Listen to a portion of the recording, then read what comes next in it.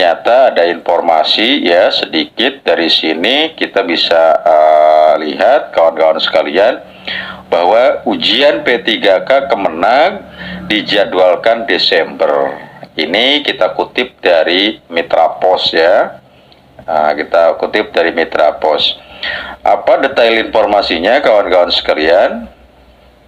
Nah, di sini dikatakan Mitra Pos ya, pati.mitrapos.com, Subbagian Tata Usaha Kantor Kementerian Agama Pati, Ahmad Syaihu, mengumumkan pelaksanaan seleksi P3K untuk pegawai di lingkungan Kemenag akan dilaksanakan di bulan Desember tahun 2022. Info yang kami dapat, minggu pertama bulan Desember akan dibuka tes P3K. Mohon semuanya bersiap.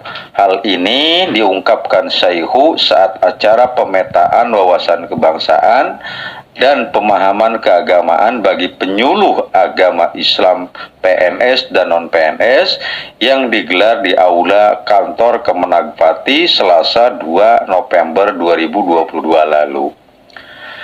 Dalam acara tersebut, Syaihu menyebutkan formasi yang dibuka Kemenag adalah formasi jabatan fungsional seperti ahli pertama penyuluh agama Islam dan ahli pertama penghulu ya.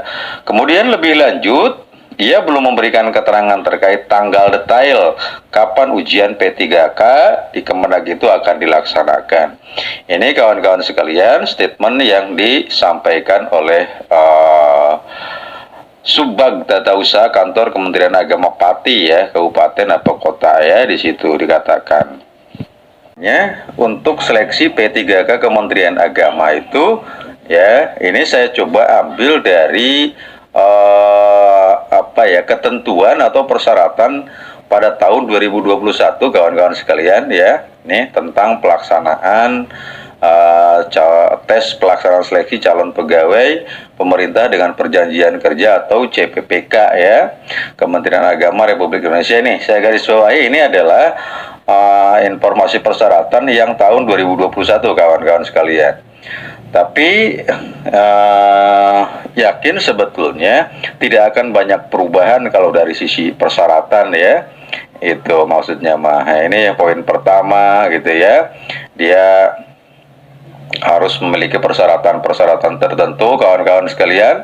Nomor satu ini ya, nomor satunya, lalu kemudian nomor dua ya, dia dilamar, artinya ini nomor dua, lalu kemudian tiga, tidak pernah pidana, kemudian tidak pernah diberhentikan gitu ya, kemudian tidak menjadi anggota atau pengurus partai politik. Ini persyaratan-persyaratan umum sifatnya kawan-kawan sekalian. Tapi tentu saja kalau kita sudah memahami dari awal kan kita sudah paham. Nah, lalu kemudian ini persyaratan dokumennya kawan-kawan sekalian. Pertama adalah tentu saja surat lamaran ditulis dengan tinta hitam yang ditujukan kepada Menteri Agama Republik Indonesia dan ditandatangani di atas materai 10.000 kawan-kawan sekalian ya. Nah, ini tentang materai. Nanti ada materai online ya sekarang itu, mungkin kebijakannya ini kan tidak bisa materai secara manual seperti yang tahun lalu, karena sekarang di SSCA SNBKN itu ternyata harus menggunakan materai elektronik ya. Nanti kita bahas tentang ini secara tersendiri kawan-kawan. Lalu kemudian asli pas foto terbaru berlatar belakang warna merah ukuran 4x6, yang keduanya kawan-kawan. Lalu kemudian berikutnya asli KTP atau surat keterangan KTP sementara yang masih berlaku. Lalu yang keempatnya adalah asli kartu keluarga. Ini, lalu kelimanya asli ijazah dan transkrip nilai akhir sesuai dengan kualifikasi pendidikan yang disyaratkan. Kemudian asli surat pernyataan bebas narkoba ya, dan ditandatangani di atas materai 10.000.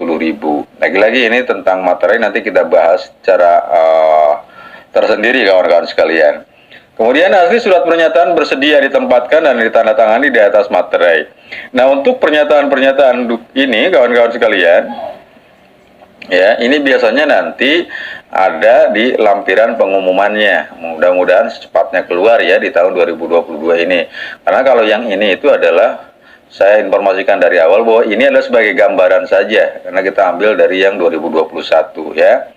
Kemudian tiga, unggah dokumen persyaratan, semua dokumen persyaratan pada huruf A ya sampai dengan G sebagaimana tersebut di atas di-scan menjadi format PDF atau JPEG sesuai dengan kebutuhan dalam unggahan persyaratan di aplikasi SSC ASN. Ini adalah gambaran persyaratannya kawan-kawan sekalian. Tapi sekali lagi saya tekankan ini adalah persyaratan yang tahun 2021 ya. Artinya ini sebagai gambaran saja. Lalu bagaimana yang tahun 2022 ya, mudah-mudahan betul sebagaimana informasi tadi yang kita lansir dari media tadi kawan-kawan sekalian ya, yang dari sini ujian PPK Kemenag dijadwalkan Desember. Mudah-mudahan kawan-kawan, tapi kalau kita sudah memahami itu, maka kita akan betul-betul mempersiapkan diri, terutama dalam konteks mempersiapkan persyaratan-persyaratan yang sifatnya administratif ini kawan-kawan sekalian ya. Barangkali itu saja yang dapat saya share dalam kesempatan berbahagia ini. Mudah-mudahan manfaat untuk kita semua. Wassalamualaikum warahmatullahi wabarakatuh.